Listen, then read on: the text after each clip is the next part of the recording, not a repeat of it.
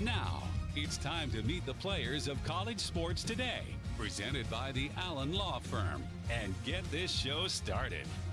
He's a Heisman Trophy winning quarterback, a first-round NFL draft choice, and a member of the College Football Hall of Fame as both a player and coach. He is the head ball coach, Steve Spurrier. He's a rare two-time SEC Player of the Year and spent over a decade in the NFL. Ladies and gentlemen, Shane Matthews. And presenting the host of the show, with over 25 years of sports broadcasting experience, Terry Norvell. Coming to you from the future Home Loan Studio inside Spurrier's Gridiron Grille, it's time for College Sports Today with Spurrier, Matthews, and Norvell. Presented by the Allen Law Firm.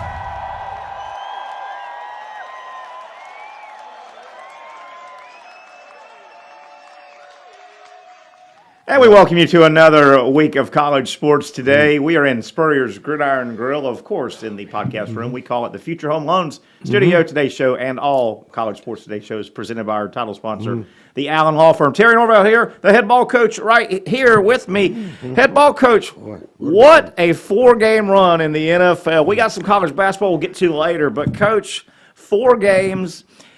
1 week ago, you were railing. You kept pointing out kickers are undervalued until they're valued. And you said kickers are much more important.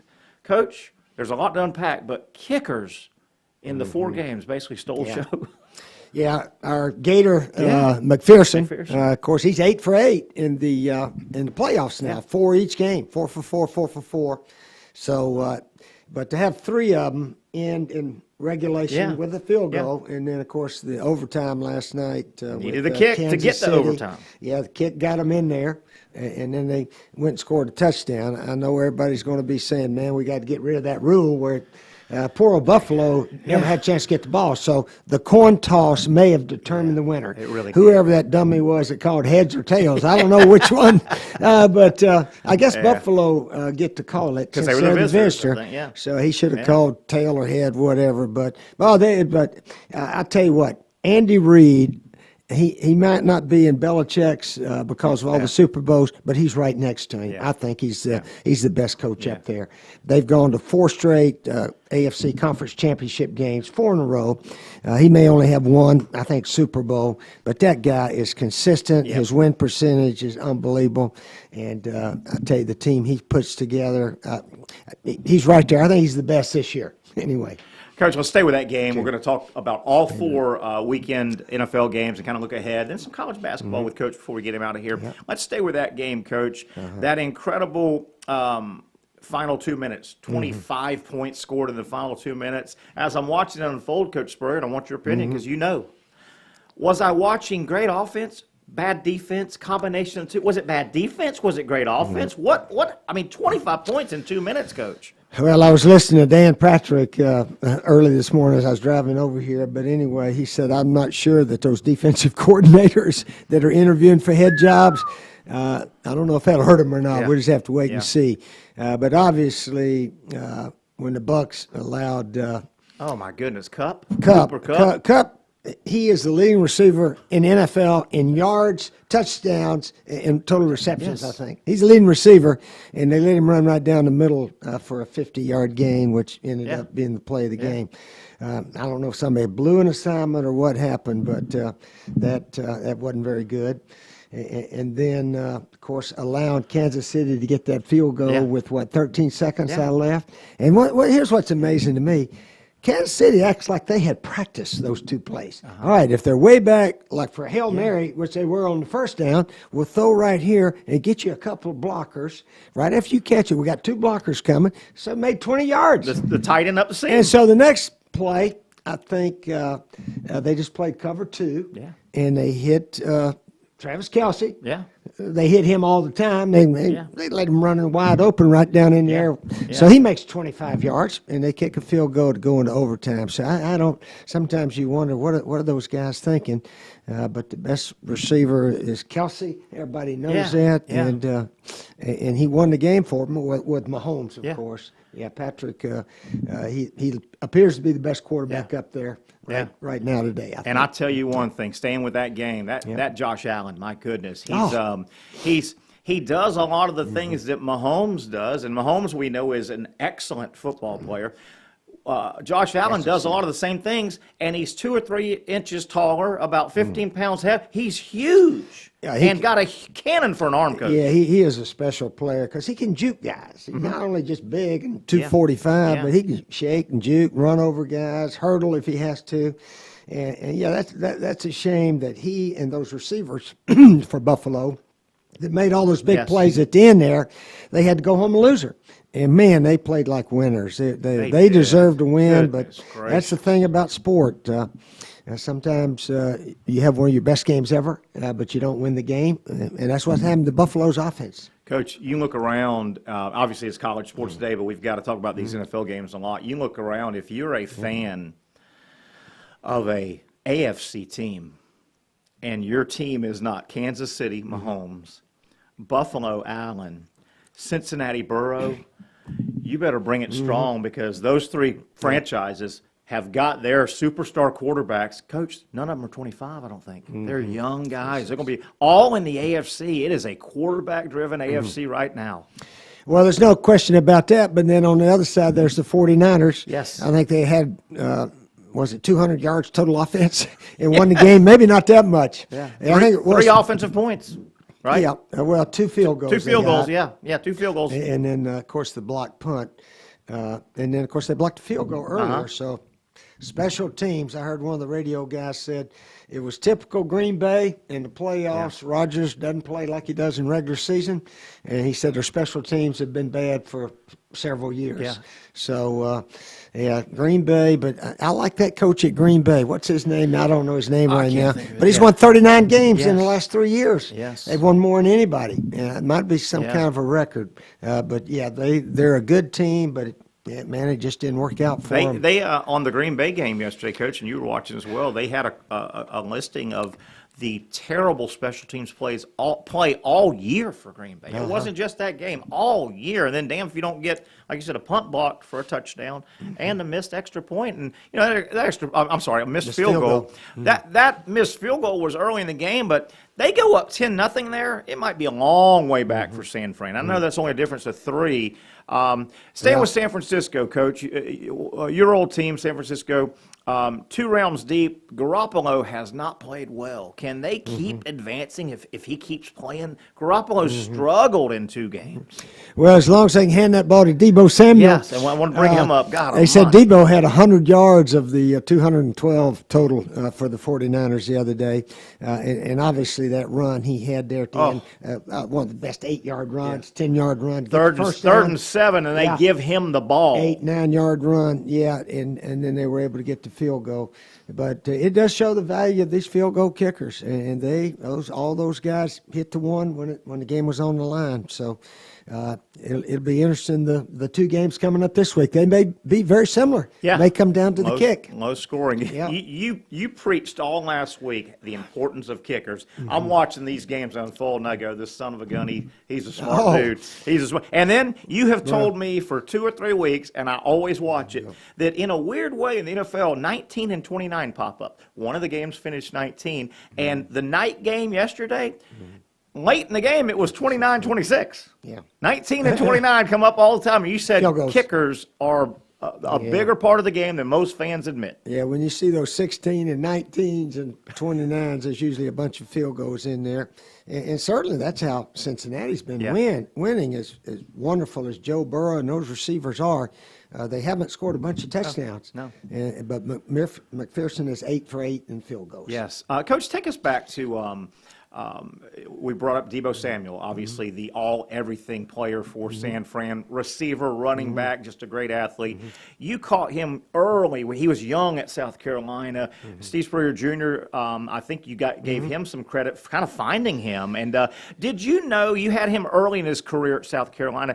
Could you did you go, this guy's going to be special? This guy had some it? Well, we knew he was a good player. Yeah. I mean, he wasn't highly recruited. That's what you said the other week. He was sort of in the upstate. Clemson act like they didn't even know about him. I don't think they even offered him. And Steve Jr. was up there recruiting that area and saw some film on him, some video. Went by the high school and offered him a scholarship. He said, I'm coming, just like that, before he ever visited. And then once he got there, you could tell he was special. Yeah. I left before he really got into his prime there. But running back as well as receiver, that's what he does best. And so give Coach Shanahan out there the smarts to utilize his talent. He's doing maybe the best coaching job of all of them right now, because they're not a dominant offensive team, and their defense has really played well, though, also. So if they win, they're going to squeak by, probably. Yeah, but boy, has he turned into a wonderful all-purpose player. I mean, you call him a receiver. Hell, he's a running back. He's a slot guy. Man, he is throw him the something. quick screens, give him the reverse, and just hand off like a regular tailback. He can do all that kind of stuff. Let's go to the Cincinnati 19-16 win over Tennessee. We've lauded some quarterback play from this weekend. There was some great quarterback play. Tannehill for Tennessee just struggled. I think his first pass of the game was intercepted. He threw 3 interceptions. And what a unique game. Cincinnati, Joe Burrow and the guys, they win a game on the road where their quarterback, Burrow, was sacked 9 times. Coach, is that a structural thing? Do they not have a hot receiver? Were they just getting whipped? How do they get sacked 9 times? Do they not have a quick read, or how'd that happen as you watched? Well, obviously, I don't think they had many turnovers, did they? No. So the sack, you can live with some sacks, Yeah. and maybe have a good punter and cover your punt and all that kind of stuff. And he still threw for 348 yards, I believe. I know. So he had statistically a pretty good day. But the sacks obviously led to very few points. But fortunately, their field goal kicker made all his kicks. And their defense, that's how they won the game. Yeah, 3 picks. Tannehill threw 3 picks and just was shaky. Again, I think his first pass of the game was intercepted. He had 3 total, and Cincinnati rolls in, rolls out. Boy, the road teams really, really played well. We talked about San Fran, 13-10 over Green Bay. The night game, the country is still buzzing about the Kansas City-Buffalo night game. The Rams, the Rams jumped all over Tampa Bay. All over them, and I mean, you could hear the nation going, Tom's done, Tom Brady's done, and damn, hey, he was harassed all day, but he did his job, and that offense did their job. The Tampa defense didn't hold it up. I'm saying if the Rams blow this game after being so dominant in the first half, fumbling on the 1-yard line right before half, I said, I don't know if sometimes you ever recover from things like that. I know. I tell you what was interesting. I was flipping around the other night, and they had a special on the Brooklyn Dodgers. Okay. And way back in the 1940s or so, and they're playing the Yankees, and they had a 1-run lead. Okay. In the last inning, it had 2 strikes on the batter, and he swung and missed a pass ball. The guy got to first base. They ended up winning the game, the Yankees did, won the next 2 to beat them 4-1. And they said, we wonder what would have happened, because the Dodgers always lost to the Yankees. Every time. What would have happened if they'd even the series at 2-2 by just getting that guy out when he struck out. One more strike, So it's amazing what sometimes happens after strange things happen, and it goes from there. Coach, you're right though. The Rams, it's 20. They go to the locker room with a 20-3 lead, and they fumbled at the 1. 27-3, you just don't come back, right? Then they give them 3 more turnovers in the second half. Brady, his offensive line was depleted. He took a beating, but the son of a gun never quit, did he? He never quit, and he hit a couple Brady passes. And when they got the ball back there for the last drive, we're all saying we know they're going to score. Absolutely. And, of course, that 4th and 1, Fournette made a heck of a run. It was supposed to go, I think, a little bit inside, and that corner came in, and he juked him and got outside. That guy had a free run at him. And went in standing up. Yeah, he sure did. Fournette made a heck of a play there. So, but that tied it up, and then the coverage they played there at the end was suspect, as we all know. They got, and again, I'm not a defensive coordinator, but the Rams with Cooper Kupp, who, as they said on the broadcast, he won the receiving triple crown. Yeah. Right? So somehow he was on a safety one-on-one. That was a safety he beat right up the seam. Yeah. No coverage, no double coverage or anything. I heard one of the guys said, I think they called a blitz and somebody didn't get it, or blah, blah, blah. I don't know what happened, but it was when he, the TV, we went back and all of a sudden he lofted it down the middle. And I said, well, surely they got a guy back there. Somebody's there. There was nobody down there. The safety was getting run by. Cup was running by the safety who had his back to the ball. Yeah. He wasn't playing center field. He was just covering him man to man. It Yes. looked like Yes. he may have thought he had help down there. I don't know, but it was the play of the game as it turned out. I'll tell you, Coach, a play, and you mentioned a minute ago, the Fournette 2 or 3 yard touchdown run, and he went to the right side. I thought that was a good play call because the announcers, whoever was doing that game, they were talking about historically Tom Brady has been one of the great sneak quarterbacks. He gets under center and he's very successful sneaking. His entire career, he's got like a 90% 4th and 1. He gets it every time. They broke the huddle, the Bucks. It's 4th and 1, and the Rams with that big Donald guy in the middle, the star player, and they dominated the line of scrimmage the whole game. Yeah. And they brought all those guys in tight on the center, and I'm thinking, don't sneak here. They're going to stonewall that. And I thought the announcers were thinking, here goes Brady for a 1 yard sneak. I said, they're going to stonewall that. Yeah. And damn, I thought that was a subtle, smart move by Tampa's offensive coaching staff. Said, we don't want to go into that stonewall. It's amazing how successful over his career Tom been real Brady has good. been with the quarterback sneak. And he knows how to get low and find a little crease, and he sticks it up in there. But, I was with you. I said they can't run the sneak against that front. And he got back. I think he got back in the gun, didn't he, or was he underneath? I think he was underneath. He was underneath. Yeah, because that kept them thinking sneak. Yeah, that's right. And he turned around and handed it off. And Fournette, do you think Fournette was supposed to go wide? Well, it looked like an off-tackle base play. And that guy shot through and there. The guy cut underneath, and missed the tackle. that's the only way he could make it was to go wide. Yeah. So it was, I think, a heck of a run by Fournette. And then, my goodness, Tampa Bay, you're thinking, Tampa, you got a second life. You took advantage of it. And then bam, bam, bam. Yeah, I've always thought if I was a defensive coach, and I'm guilty at times, our guys have certainly messed up, but why not cover the area that they have to throw the ball?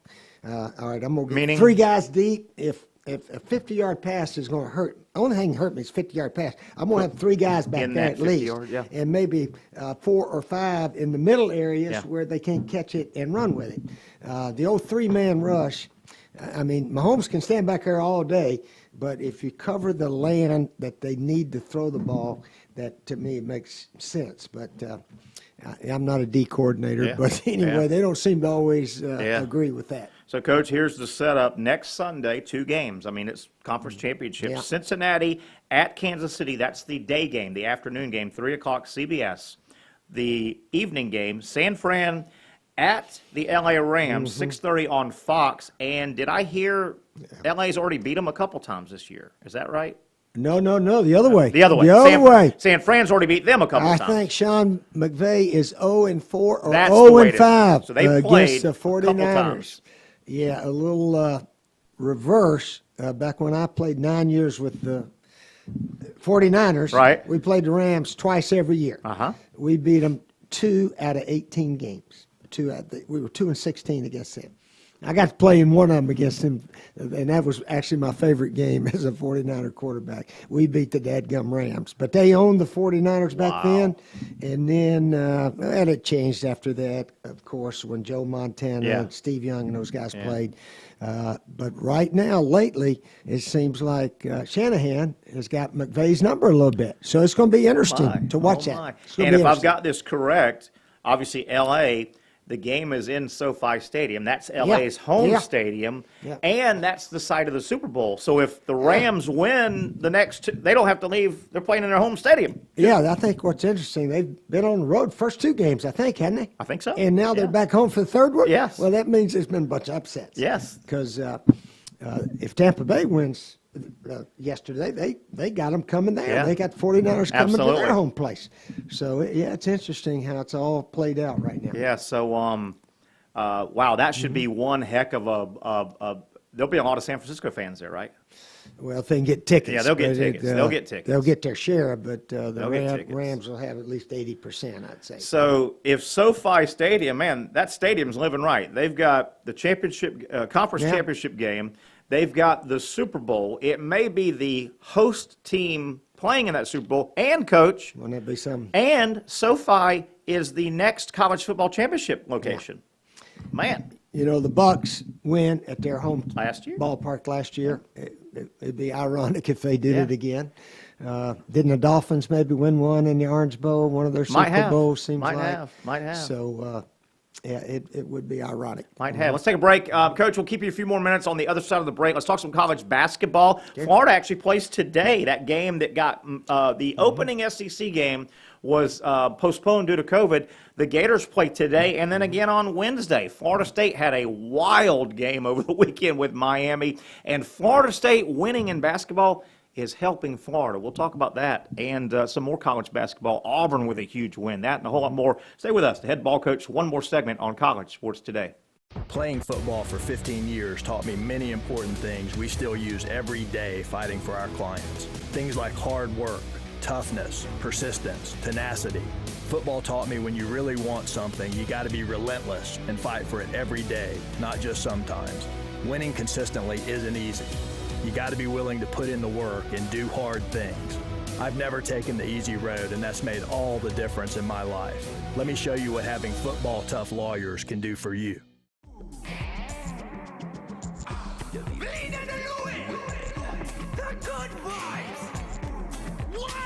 All the good vibes we've had, we'll have again. All the good vibes we've had, we'll have again. All the good vibes we've had, we'll have again. All the good vibes we've had, we'll have again. Taste the islands and every drop of Vida de Luis tequila. 100% blue agave from Tequila, Mexico. Good vibes. All the good vibes we've had, we'll have again. All the good vibes we've had, we'll have again.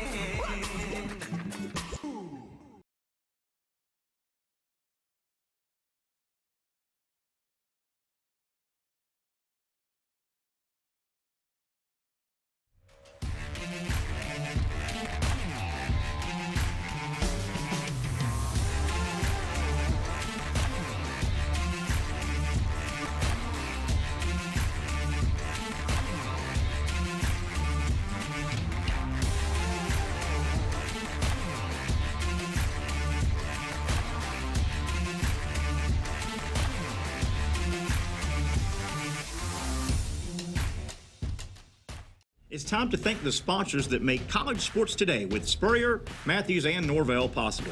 Vida de Luis Tequila, the official tequila of college sports today. Make sure you ask for Vida de Luis Tequila by name in your favorite bars and restaurants throughout the state of Florida. And of course, with your next margarita inside Spurrier's Gridiron Grill.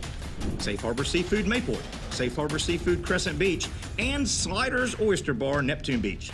The official seafood restaurants of college sports today with Spurrier, Matthews, and Norvell can be found up and down the northeast Florida coast. Safe Harbor Seafood Mayport, Safe Harbor Seafood Crescent Beach, and Sliders Oyster Bar Neptune Beach. The proud seafood sponsors of college sports today with Spurrier, Matthews, and Norvell. J.B. Coxwell Contracting, established in 1983 and offering complete site development. Go with the company generally considered the most well-respected heavy civil construction firm in Northeast Florida. Go with J.B. Coxwell Construction. For advertising information to get your business on college sports today with Spurrier, Matthews, and Norvell, simply shoot me an email, tnsportsjacks@yahoo.com. Again, shoot me, Terry Norvell, an email, and I'll get back with you. That email address again, tnsportsjacks@yahoo.com.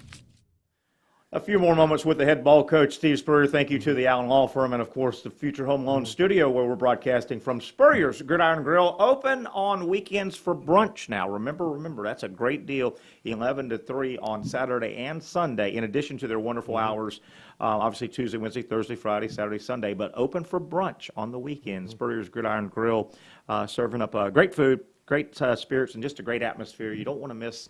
You want to get over and check out the museum. It's really something. to behold. Coach Spurrier, we've dove into the 4 games over the weekend. Boy, the NFL just put on a show. The NFL put on a show. They're good at what they do, aren't they, Coach? Oh, their ratings were out of sight. Everybody said obviously the highest ever. Yeah. So they know how to make money in the NFL. That's why somebody told me Tannehill. You know what he's making? Don't tell me, because he's terrible. $29 million. He's terrible. That's Coach. his number for next year. 29. He's terrible. And of course, Mahomes is at the 50, and there's 3 guys at the 40s. I think Rodgers and Dak Prescott and maybe one other guy's at the 40. I mean, even the Minnesota quarterback Cousins, I think he's at the 35 or 33. I think he's terrible. Yeah, and you don't have to be great. You just have to be a good negotiator, I've learned. I'll tell you one thing, though. Good point. But, boy, the NFL, they're so good at what they do. They do football, and they do entertainment, and they get it out there. And, man, if you're the NFL, you're licking your chops because you're looking at Mahomes, Allen, Burrow right off the top. There's your next 10, 12 years. There's your next marketing, your 10, 12. I mean, these guys are great players, and they're 2 and 3 years into their career, Coach. Yeah, and I'm going to say something here right now also. Okay. I sort of think Tom Brady may say, I've done it long enough. Okay. And the only reason I say that is because he sort of hinted at it. He said, I'm going to take some time. He's never said that. Is that right? He said, of course I'm coming back. We're going to go try to win another one of these things. Remember last year? Yes. And I may be wrong, but, I mean, physically and everything else, he could play another 2 or 3. But it's just mentally when they start hinting that maybe, take some time to look at it and so forth. Yeah. And his kids are at that age. They're playing sports. They're doing this, that, and the other. And it'll be interesting. I sort of hope he plays again because he certainly can. But it may be just, hey, I've done something long enough in life. And, gosh, he's done it, 22 years or something? And he is the best of all time. He's got the record to prove it. And yesterday, man, his offensive line, they got whipped from the opening snap. It was a tough sledding day for Tom Brady, and he just stood in there. He brought him back. He brought him back. back. had the game tied up. And I mean, Coach, that was a tough loss for Tampa Bay after the comeback they had. And I know it's tough at that level, even when the pocket's clean and it's tough. Yeah. That was there were a lot of bullets flying at him yesterday. There were a lot of bullets, and he knew it. He could. First series of the game, you knew it was going to be a long day in that pocket. You knew it was going to be a long day in that pocket. I got another wild thing I'm going to throw out there. Aaron Rodgers to the Miami Dolphins. Aaron Rodgers to the Dolphins. That's just a guess. Be a good fit. Nothing factual, just a guess. Sunshine. And you know what amazes me? All these teams, they do a fantastic job of not complaining about cold weather. None of them say a dang word about it. Yep. San Francisco, I'm sure Shanahan told those guys, no word about playing in 0 degrees. But you can't tell me that they like doing that. No. Just go do it. You go do it and don't worry about it. And but Aaron Rodgers, I would think playing in 60 degrees rather than 0 might be something. May not be. I don't know. But it would be to me. Yeah. But again, I understand they do a super job of not complaining about the weather. Neither teams do. And that's a credit to all those guys and their coaches. Coach, last thing on the NFL, I want to talk a little basketball and then let you get about your day.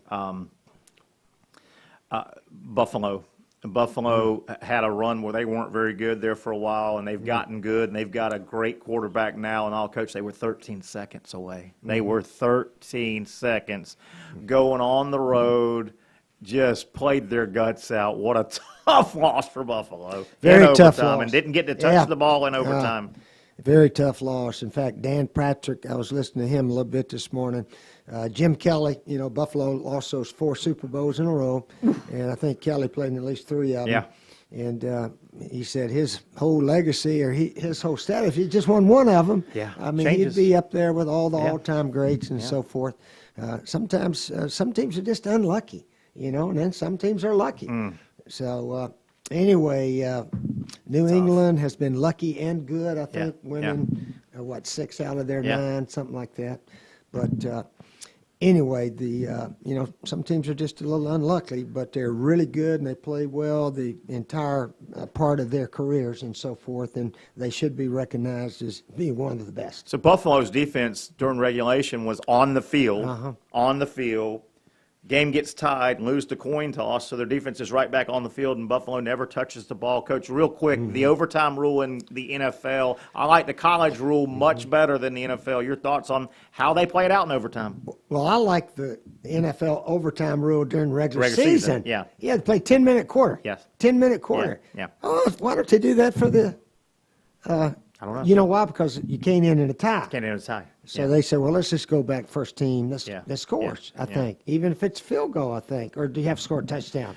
First possession, if it's Has to be a a touchdown, touchdown. game over. Yeah. If it's a field goal, game not over. The other team gets a gets the chance. ball. But Yeah. what your point is a good one. If they did Yeah. that 10 minutes, Yeah. they got to have a winner. So I guess they were worried that we play 10 minutes and then it's still tied. Got to play another 10 minutes, another 10 minutes. That's Yeah. why they want the sudden death kind of thing. But Well, boy, yeah. it just felt rough that Buffalo didn't get. And I know defense is a third of the game. I get it, but. They were on the field defensively when the regulation ended, and they went right back on the field and never touched the football. Yeah. Tough. Like I said, the guy who called the coin toss made a mistake. How'd we lose? I should have called tails. I should have called heads, whatever. Yeah. But, they need to change that. Something needs to be tweaked just a hair. One possession by each team. Yeah. And then after that, Yeah. whoever's ahead Yeah. or next guy scores, even if it's field goal, then that's just rub of the green. You can't always even the exact possessions. My buddy Doug, following up on your theory you threw out about maybe Rodgers to the Dolphins. My friend Doug says if Brady retires, Rodgers to the Bucks, maybe. Would that also make sense, or no? Is what Doug's saying. Oh, I hadn't Yeah. gone that far yet. Let's wait Yeah. and see what Brady does. Yeah, Yeah. He may want to play again. Yeah. Who knows? Yeah, what a career! What did they? He was 35-11 going into yesterday, all-time postseason. So he's 35-12, 35 wins, 12 losses. I think that's 20 more wins than any other crazy. quarterback in NFL history. He has 35 playoff wins. It's is amazing. Crazy. Real quick, college basketball coach, before we let you get out of here. Today, Florida at Ole Miss. Florida beat Vanderbilt Saturday. They play at Ole Miss today. It's the makeup of the postponement game. And then they're on the road at Tennessee on Wednesday. I can't tell yet, is Florida getting better in basketball, or is it a schedule thing? The schedule's really, here's their 9-game stretch going back to South Carolina. They beat South Carolina, beat Mississippi State, Vanderbilt Saturday. They've got Ole Miss, Tennessee, Oklahoma State, Missouri, Ole Miss again in Georgia. This is a really good stretch of 9 games. Florida doesn't play Kentucky in this 9-game stretch. They don't play Auburn. They don't play Alabama. Even with the Castleton injury, looks like Florida's starting to figure it out, and some shots are going down. Some shots from the outside are starting to go down for the Gators. Yeah, exactly. Basketball, they play so many games. You have peaks and valleys, and hopefully we're starting to peak a little bit after having some valleys. A month or so ago. So, and we're playing teams that maybe we match up, or maybe we're a little better than them. Who knows? But I think the attitude on the team is excellent. Seems to be. Coach White's doing a super job with them, and we'll just have to wait and see how it all plays out. Florida's even it up now in conference play, 3-3 in the SEC, 12-6. Like I said, 7 more games that are pretty winnable. Tennessee's the only ranked team they'll play in this 9-game run, and Tennessee's going the other way. They're 25th and maybe about to drop out. So Florida's got a chance to make a little bit of a run. They do obviously play Kentucky. They play Kentucky for the first time of 2 on the 12th of February, and they get Auburn 1 time. They don't play Auburn twice. They play Kentucky twice, Auburn once. They're the toast of the league. We'll get to Auburn in a moment in that great game. Florida has a win over Florida State, okay? Florida also has a nice win over Ohio State. So those are 2 big, good wins for the Gators. Here's the key for Florida with regard to Florida State. The Noles don't look now. They've kind of figured it out a little bit. FSU had a wild game, Coach. They played Miami in Miami Saturday. FSU led by 24 at the half, 26 at one point. Miami cut it down to 1 point and was shooting, but FSU hung on. FSU's first in the ACC. That's good for Florida. Florida now with a win over FSU, you want FSU to go win games. Go win the ACC. The Noles already have 2 wins over Miami and a win over Duke. But FSU being good helps Florida because the Gators finally beat FSU. Yes, we beat them. Yeah, Leonard Hamilton's one of the best coaches in America. And FSU's recognized that. I think he's been there 20 years or so, maybe. Yeah, oh yeah, he's all of 20, yes. Yeah, so all of 20 he's now. one of the best, no question about it. I really like hearing him talk. Everybody respects him, and his teams play hard, tough, Really do. and play fair, and they're good sports and all that kind of stuff. Yeah, they and they're talented. He's got Yeah. another guy, that Matthew Cleveland's a true freshman, 5-star. Yeah. He may be another one of those. I think we both can honorary pull for FSU in basketball Yeah, sometimes, sure. can't we? Yeah, sure. Definitely. Coach, last basketball game, and I know you were busy on Saturday, had some activities, but boy, Auburn hosted Kentucky. They're the two best teams in the SEC. Auburn is really good. Bruce Pearl they're a perfect example of in the college game, I don't care what game it is, the head coach is so important in college. They got the right guy. He has Auburn got a new arena 3 or 4 years ago. It's about 9,000. It's a perfect size. Bruce Pearl, his players play hard for him. Auburn's really good. Kentucky kind of dominated the first half. Auburn just put it on them in the second half. Kentucky's good. Auburn's really good, and Bruce Pearl has that whole Auburn community. They're excited as hell about basketball. They're good. They may be number one when the poll comes out today. They have not had much to yell about in football, especially last year, going 6-7. So, yeah, Auburn's got wonderful fans. Yeah. They love their school, love their teams. Yep. And they will support that basketball team as well as anybody in the country. And I think they're doing that with sellouts every game. Absolutely. There. No question. And again, they built a new arena 4 or 5 years ago, and they built it correctly. It's about 9,000. It's not 19, 20, 24. They don't have that history and heritage of Big Blue Nation or Indiana or, the Kentuckys of the world. It's about 9,000. It's a tight arena. It's a great home crowd. And Bruce Pearl when he was at Tennessee, his players played hard for him, and the fans love him. He's at Auburn. They play hard. Auburn is a legitimate threat to win the national title in basketball. They're one of the best. There's no question about it. Yeah, and Kentucky, they're talented. They had an injury that kind of hurt them. Their point guard got hurt during the game. But Kentucky's getting better every game. They look like the two classes of the SEC, and then it's kind of muddled. You got a bunch of pretty good teams. Alabama's pretty good, and LSU I think's got a lot of talent. But real nice win for Auburn. Love him or hate him, Bruce Pearl. He is a great college coach. He recruits like a son of a gun. His players love him. He's got that firebrand about him. He fires up his crowd, and it's a lot of fun to watch his teams. That's right. That old saying, enthusiasm is contagious. Yes, and it he's is. got enthusiasm over there, and that it spreads right through his team. No question. Coach Spurrier, we'll let you get going. We'll take a break, come back, and wrap it up. As we go, Coach, can your 49ers, can they find another way? Win one more and you're in the big one. Can they find another way? Well, like, we talked about, they have beaten the Rams, I think, 4 in a row. Woo. I'm pretty sure about that. So the Rams got to make sure. Rams will be favored again. Of course they will, yes. But it'll be a heck of a game. That quarterback scares me. That Garoppolo, he scares me, Coach. Well, He's they got other ways to win. Yeah. That's what the guy said. They don't necessarily win because their quarterback throws for 300 yards. You're right. They win with defense and Debo running and block punts and stuff like that. Yeah. That was interesting. That block punt, it hit the guy's hand, and nobody saw it. It went straight up in the air. Coach, And nobody usually, saw it. Yeah, usually a block punt, it barely gets, it goes this way, or it goes behind. But this one went straight Coach, up. And there were 10, 12 guys doing this on both teams. Where'd the ball go? It reminds you when you're playing fetch with your dog and you fake it up in the air and your dog doesn't know where it is. Yeah, exactly. I don't know if I've ever seen that because they were all looking around. Nobody thought to look up in the sky. And it went up high. Straight up. Yeah. Yeah, it landed on about the 10 or and the 5, guy scooped it up and got in. I thought for a minute his buddy was going to knock him down. Yeah.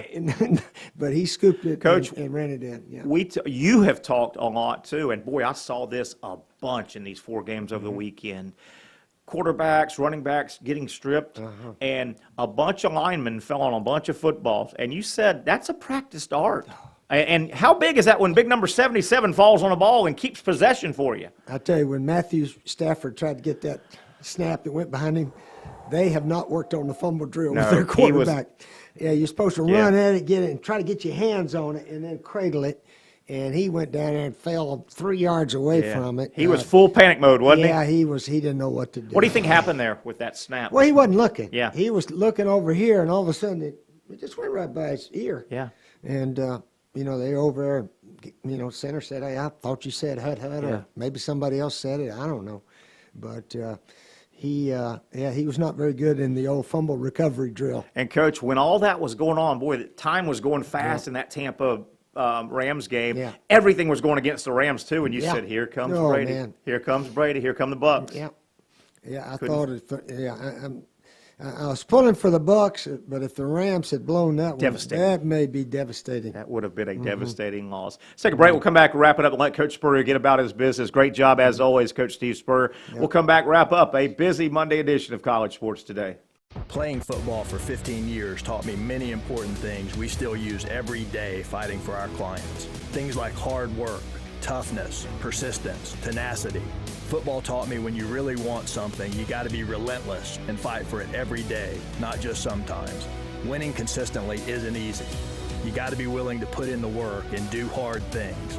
I've never taken the easy road, and that's made all the difference in my life. Let me show you what having football tough lawyers can do for you.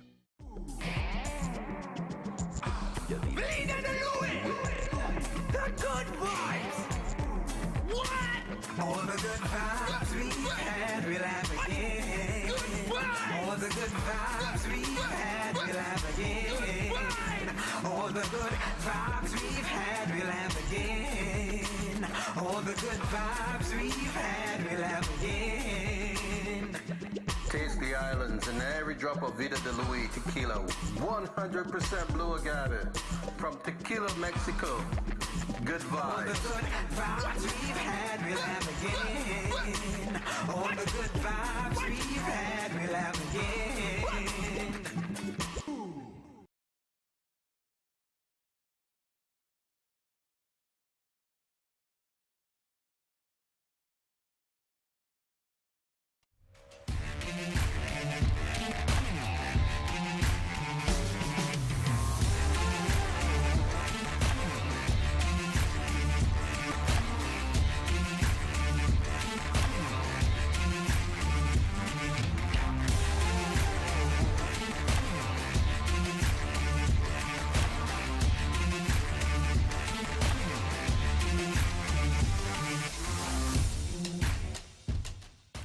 It's time to thank the sponsors that make College Sports Today with Spurrier, Matthews, and Norvell possible. Vida de Luis Tequila, the official tequila of College Sports Today. Make sure you ask for Vida de Luis Tequila by name in your favorite bars and restaurants throughout the state of Florida, and of course, with your next margarita inside Spurrier's Gridiron Grill. Safe Harbor Seafood Mayport, Safe Harbor Seafood Crescent Beach, and Sliders Oyster Bar Neptune Beach. The official seafood restaurants of College Sports Today with Spurrier, Matthews, and Norvell can be found up and down the northeast Florida coast.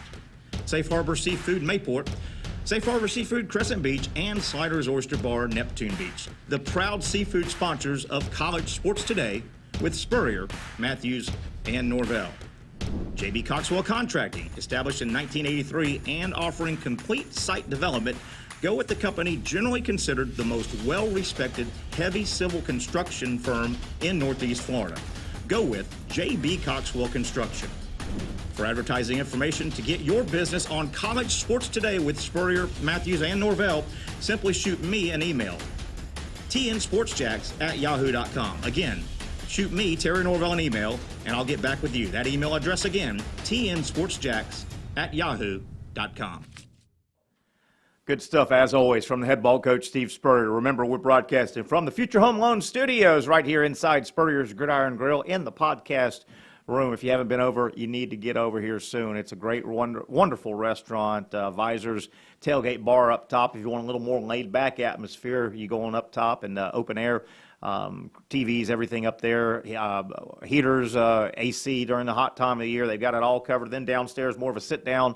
The museum is down here, all kinds of neat stuff. If you're a Gator fan, a college sports fan, college football fan, you will love walking around looking at all the memorabilia all over the restaurant, Spurrier's Gridiron Grill. We thank the Allen Law Firm, our title sponsor. If you've got a question, any type of a legal situation, don't just let it weigh on your mind. Go to the experts and find out if there's something there. If you need to do the next step, they will give you their honest opinion They've been doing it a long time. Any type of accident or injury, questions, thoughts you might have, contact the Allen Law Firm, ALLEN law.com, on the website, ALLEN law.com. Also, the easiest way to reach their office, pick up your phone and hit pound YES. Pound yes gets you right through to the Allen Law Firm, our title sponsor here on College Sports Day. Thanks to Future Home Loans, Robert Lynn and that gang. They've done a great job over 5 years growing that business. They grow because they are really good at what they do. Home mortgages, refinances, a huge, probably the biggest financial transaction you will ever do in your life, and you want to do it right. Go with the best in the business. Future Home Loans, well over 2,000 five-star reviews. That tells you a lot, covering just about all the southern states. Look them up online, Future Home Loans, and tell them I sent you their way, and they will walk you through every aspect of the financial transaction, new home, refinance, whatever your particular case is. Thanks to everybody that makes the show happen. Vida de Luis Tequila, of course, the 2 Safe Harbor Seafood locations in North Florida. Sliders Oyster Bar, just about, I'm going to announce the opening very soon. They've renovated the entire restaurant, and they're ready to unveil it. And J.B. Coxwell Contracting, our great sponsors. Getting out of here, a couple things I want to hit so you'll be aware of. 73 early entries into the NFL. The NFL has released their official list of college players that have been out of their high schools for at least 3 years, that have petitioned and been granted permission to throw their name into the 2022 NFL Draft. 73 early entries, another 21 underclass players petition, and those 21 have already met their degree requirements, so they are automatically in if they petition. So right around 100 or so underclassmen have put their name in for the draft coming up in April, the NFL Draft. So just to be aware of that. Again, a couple things coming up in college football. A week from Wednesday, not this Wednesday, but 1 week from Wednesday is the college football signing period number 2, and there are some big fish still out there. So a week from Wednesday, the second signing period. And then, gosh, guys, we're a couple of weeks away from some of the camps starting up. College football, spring football will start up, and sometimes every year 2 or 3 camps start the last week or so of February, but most of them get started early to mid-March. But spring football right around the corner. And then I always want to throw this out. A lot of people aren't aware. The way the portal works, there is a cutoff date. May 1st is the cutoff date for players to put their name into the portal and go to another school if they so choose and still be eligible for the upcoming season. So May 1st is kind of the portal deadline if you want to change schools and be eligible to play in the 2022 season. So kind of keep that in the back of your mind. And that makes a lot of sense. Most of your programs will have finished their spring practices, and May 1st will be kind of the cutoff deadline going into the season. So keep that note there as we are. We'll look up and it'll be March. We'll look up, it'll be May. But I know right now it feels like college football is a long ways away. That'll wrap it up. A lot of NFL talk, of course. What a weekend of college NFL football. 4 great games, which will lead into 2 championship games on Sunday, and then we'll have the Super Bowl participants will be set by Sunday night. Thanks again to Coach Steve Spurrier and, of course, Evan Miller producing, making everything happen. We'll get together again Friday. I hope you join us via podcast or right here watching the next edition Friday at 11 a.m. of College Sports Today.